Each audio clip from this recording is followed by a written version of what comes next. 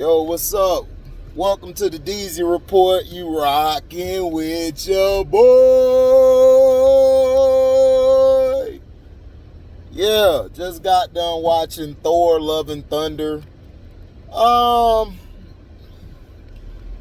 Basically, I'ma spoil the hell out this movie because it was okay. It was a decent movie. It wasn't the best. Oh, go ahead. Go ahead, bro. Go ahead. Go ahead. Because you saw me driving and you just want to drive it. Dog, people can't drive, bro. Like, when I'm not even at UPS working, driving the trucks, I got to police everybody else. Go ahead. Go ahead, bro. Like, I got to police everybody and direct people because people can't drive. And then people be asking me, why you got a safety record? Because y'all dumbasses can't drive. That's why.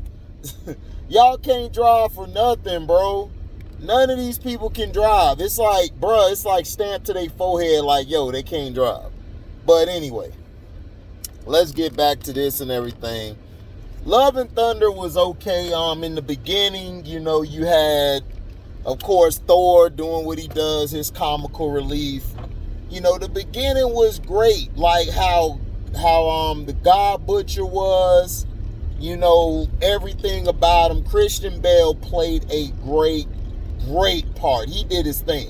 But Christian Bale has always been, in my opinion, graded when it came to action and playing that guy and his fighting. He does his own stunts. So that's one of the things that makes it authentic with him. That's why I love watching him in his movies. You know, even though in Batman, he was good as Batman, but his voice, like, he was a good Bruce Wayne. Great Bruce Wayne, but to me, Batman, he was okay. I thought Robert Pattinson was a better Batman than him, but he was a better Bruce Wayne. Now, some of the things that I loved about it was it showed his daughter in the beginning. It showed why he was upset. You know, his daughter. You know, the person he loved and cared about. Somebody like his daughter and everything, he put everything into. He was praising to the God. The God basically laughed in his face like, whatever, like it's just another person dead or something. You know, just real disrespectful, you know, basically showing you that how he became the God Butcher. And of course, you know, he was praying to the gods, basically saying, yo, man, I was praying to you. You know, I was looking for your help. I lost all my people. I was praying for you to heal my daughter. And he never healed the daughter. Never healed the daughter, which was very asinine in why he did that. So basically, the sword basically talked to him and basically turned him into, okay, where the hell am I? Let's see what, okay. All right, so basically turned him into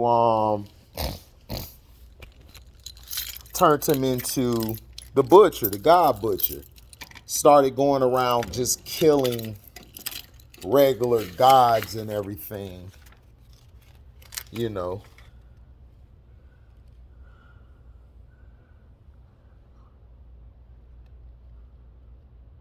Okay, we take this, yeah, because it's about that time. Let's see, deluxe business. That. All right. Okay, so basically, the sword talked to him and said, let's kill the gods, basically possessing him. Possessed him into being the God Butcher, which he turned into. And because of that, he started doing what the God Butcher does, going around and just killing people. He started killing people, taking them out one by one. Then, of course, Thor and them, you got to see the Guardians of the Galaxy, which was cool in the beginning. You know, you had them, hold on. Sorry about that, guys. So basically, you had the Guardians, doing their thing. They basically, was showing their inferiority, but they were kind of happy that, they basically found out what was going on. It was all these distress calls. So this is how Thor found out what was happening. The God Butcher became who he was. Thor and everything saw his friend in trouble, and him and the Guardians split up. You had, of course, the rock guy, Kong, whatever his name is. He basically was telling the story of how everything, was happening and how everything was coming together.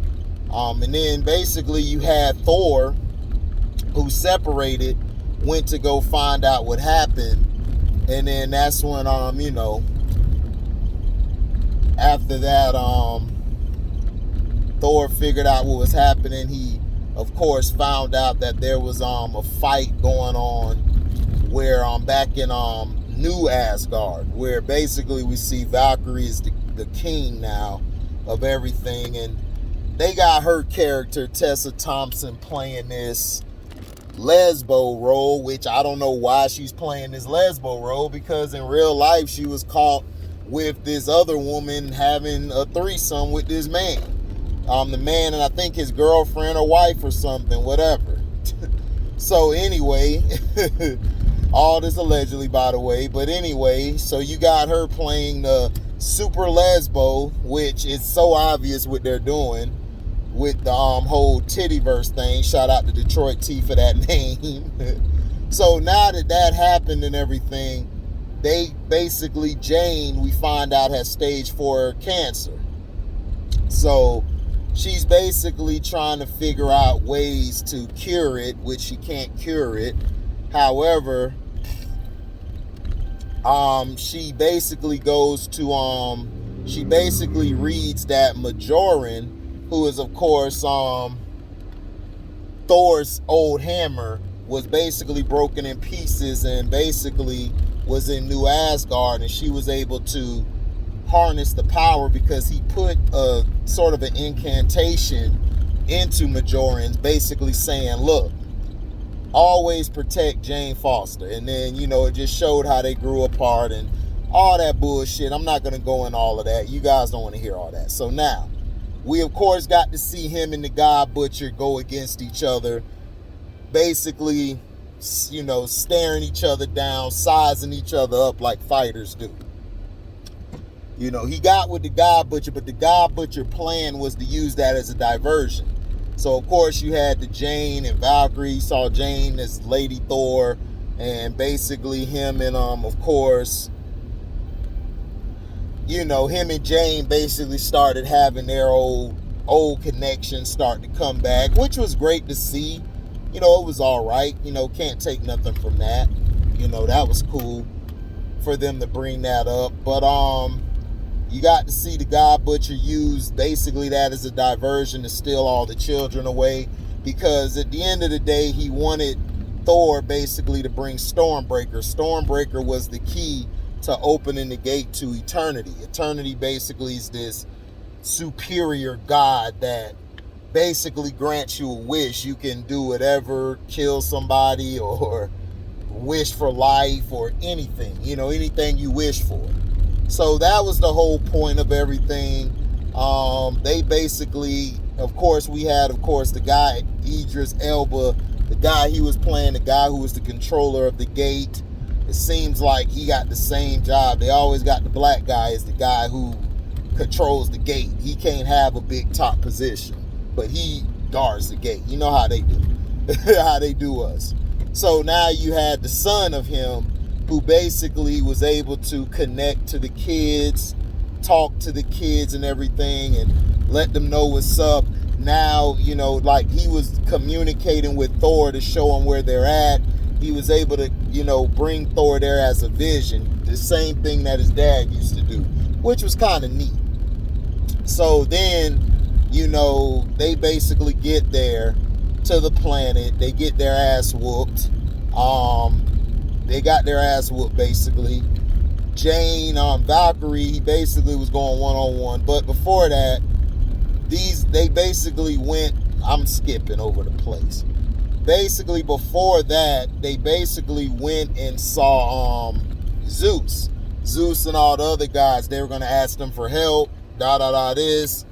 Zeus basically stripped the dude down. You got to see for the women, the butt naked man the women fell out, basically showing the depiction that he has a real big Johnson.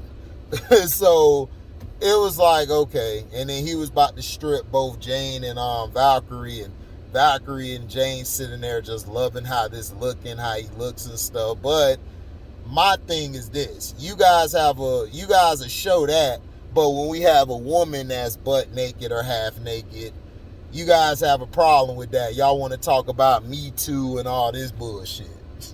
It's like, really? This what we do now? So that's the BS that goes on, man. So that BS happened. So now that happened, basically they had to fight everybody. Zeus hurt his friend. He basically grabbed the lightning, threw it through Zeus, basically signifying he killed him. But we find out at the end, Zeus isn't dead. He was just injured bad. Plus, he's a god. So he was straight. And, so they basically had the lightning bolt. They went there, and then we kept seeing Stormbreaker get mad, and because Thor was over here talking all these other weapons, and Stormbreaker felt very sad by it. And it was like, okay, like, you guys are pushing it way too much. Like that, they should have took that part out. Like, it's like, how can your weapon get jealous of a weapon? To me, that was very stupid. That was very poorly written in there. I didn't like that part. You kept having the weapons beefing with each other. It's like, yeah, you talk to your weapon, but it's like your weapon has, like, if your weapon got feelings now, like, what the hell is this? That sound like some Disney shit. I knew that was some Disney shit put in there. So now, after that happened, we have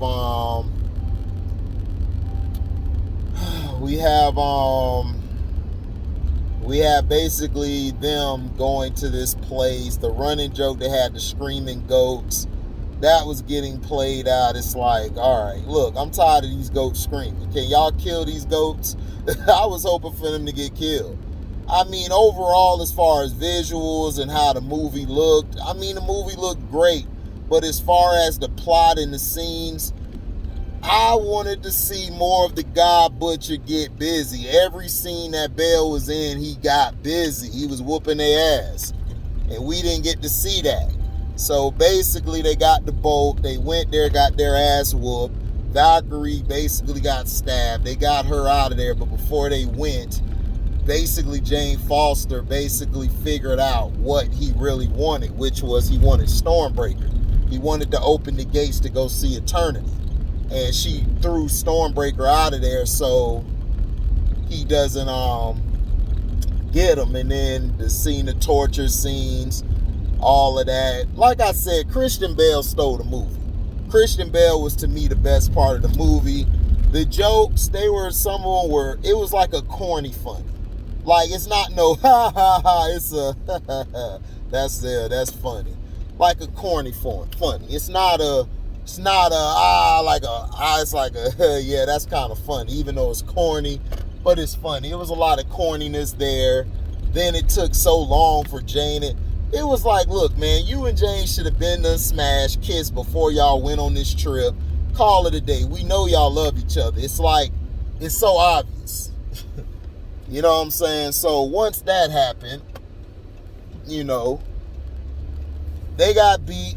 Before he left, he took Stormbreaker. He basically was opening the gates to get to Eternity. And Thor basically had to leave everybody and go help.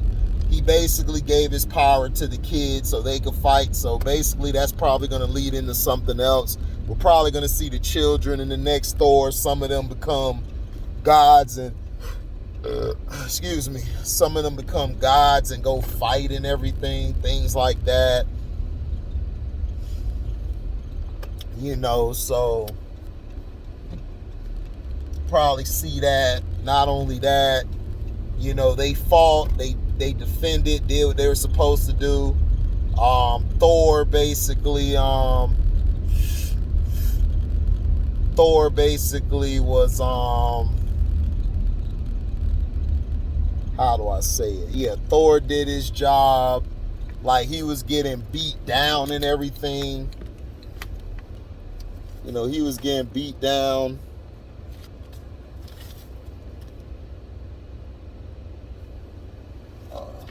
Hold on, y'all.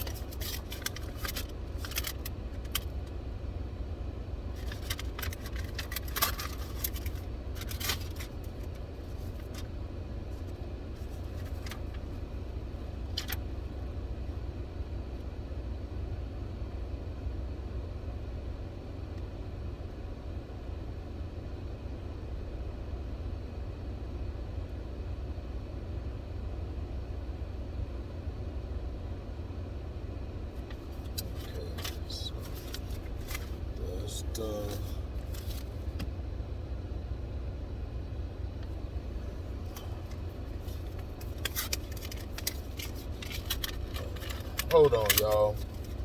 My bad. Just looking at something.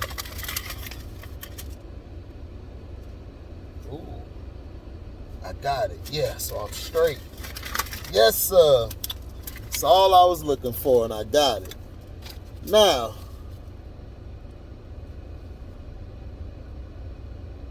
ooh, I might go there. All right, there. All right, so sorry about that, guys. I'm just looking at important stuff. So basically,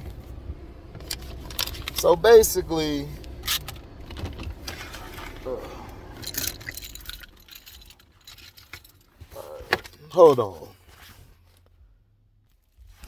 Okay, so basically, he opened the gates. Thor basically gave the power to the kids. The kids, basically the children of the Asgardians there. Once he gave them the power, they were able to defend. They were able to defend and beat certain people, which was great to see. Like, it was fun to see how they did that. He was getting beat by the God Butcher big time, and then you know, the God Butcher and everything, you know, basically the God Butcher got busy. Basically just showed, you know, he was stronger. Jane basically was dying, and what we found out is that the hammer, Morgan, whatever you call it, was killing her. It was stopping the medicine from helping her fight the stage 4 cancer. So Thor basically wanted her to stay there, so she sacrificed her life to come and help. If it wasn't for her, they wouldn't have been able to survive. So they beat him, and he opens up the Eternal. Basically had a chance to wish all the gods to die, which I thought he was going to do, but instead of that, Thor and them basically talked him into love. And Thor said, I'm going to spend my last hours with Jane. And instead of him killing the gods, he exchanged his life for his daughter, which is noble. If you're a father, everybody's going to do that. Every father's going to do that. Me, if it was up to me, I would have did the same thing Gore did. So Gore basically did that. Now, is people going to like that? My thing is, I was cool with that. I didn't have a problem with it because I know what a father would have done. That's the only reason why he was he was evil. And because of the sword and his daughter, the loss of his daughter, he was asking a god to help. And the god didn't help, basically turned him away. So he basically wished for that. Then we saw at the end, he told Thor, please protect her. You know, watch over her, which Thor is. Thor's teaching her basically to be another Thor. So she has powers too. She can shoot things out of her eyes, which is pretty cool. And then we got to see the credits. We saw Zeus was alive. He's going to send his son to go after Thor, basically. Then we also see Jane Foster make it to Valhalfen or Valhaven, whatever you call it, the place where the gods go to when they die. And we had, of course, Idris Elba, black man doing what a black man does, protecting the white folks, being at the gate. People gonna be like, HD, everything ain't about race. Yes, it is. It is. But yeah, that's how it is. That's how it is. So I give the movie I'll say 2.5 out of 4 stars, maybe 3. Uh I'll say I'll say 2.5. And it went by fast. I don't even think it was that long. But I'll give it 2.5, or I'll give it 3 stars. I think it's a 3-star movie. Not the greatest. I give it 3 stars. I liked the scenes. I liked some of the stuff in there. It felt good, but is it good as Ragnarok? Nah. Ragnarok was a 3.5-star movie to me. So I'll give this a 2.5. I think it's 2.5. I didn't like the lesbians. I didn't like the gay man scene where they had The Rock and another male, and they were telling the story about it. All this LGBTQ agenda, this bullshit. That was what ruined everything. But other than that, it was a good movie.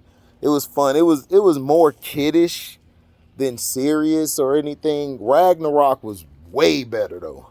Ragnarok I gave like 3.5. So I'll give this 2.5 stars. The jokes and everything, they were okay. They were corny jokes. Like I said, they weren't the like from the gut joke. It was a that's funny. It's lame, but it's funny. But let me know how you guys felt about it, man. Thank y'all for listening. In 2 days, I'll be able to post on Welcome to HD TV. I'll have a lot more videos coming on that channel, but I'm still going to put videos on this channel, so please keep doing this. In case they try to take that channel away from me, I'll have this channel, and I got a 3rd channel. I might come out with a 4th and 5th channel, too. I might do that, too. And just put stuff on there, So thank you, guys. Make sure you like, comment, subscribe, share this. Hit that notification bell to select all to receive upcoming notifications. And if you guys do or women love what you hear, you guys can go to the description box, hit that Cash App link. That'll take you to my Cash App. You guys can donate whatever your heart's desire. So thank you guys, man, for everything, your blessings and love. We out. Deezy.